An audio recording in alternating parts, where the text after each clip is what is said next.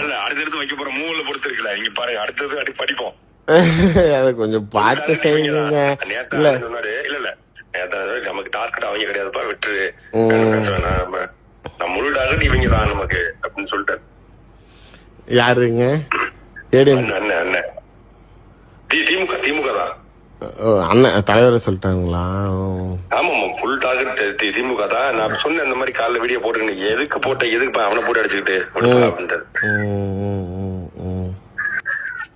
இதனால நாளைக்கு இது விட்டுருங்க, இனி பாத்துக்கோம். சரி விடுங்க. இல்ல நீங்க வேற எங்க அடிச்சாலும் பரவாயில்ல, இங்க நீங்க சொல்லிட்டீங்கல்ல 100 விழுக்காடு நடக்குது பாத்துக்கிறேன். சரிங்க சரிங்க. நான் கமிட்மெண்ட் கொடுக்க மாட்டேன், கொடுத்தா 100 அது இனிமேல் அது டாபிக் இல்ல, விட்டுருங்க. சரிங்க, அவ்வளவுதான். நன்றி நன்றி நன்றி. அது எப்படி கொண்டு போகணுமோ அதுக்கு தகுந்த மாதிரி நான் பாத்துக்கிறேன்.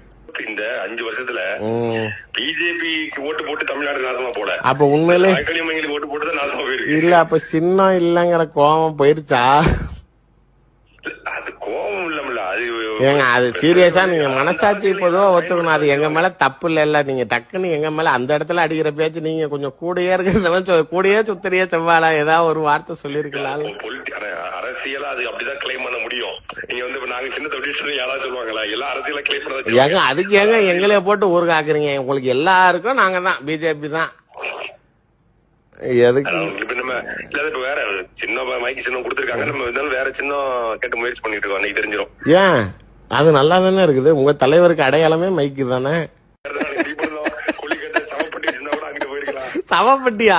அது கடைசியா பாத்துக்கோ தேர்தலுக்கு அப்புறம். நீங்க அதுக்கு முன்னாடி பாருங்க. ஏங்க நீங்க கொஞ்சம் பார்த்து செய்யுங்க இனிமேட்டு. பாத்துக்கோ இனிமேல் இல்ல பாத்துக்கோன்னு சொல்லிட்டு அப்புறம் நீங்க உங்ககிட்ட சொல்றது அவர்கிட்ட சொல்ற மாதிரி தான் சொல்லிருங்க. ரைட்டு, சந்தோஷம். சரி, பொலிட்டிக்கலி பிரஷர் அவருக்கு இனிமேல் இது பண்ண மாட்டேன்னு சொல்லிட்டு. சரிங்கண்ணா சரிங்கண்ணா.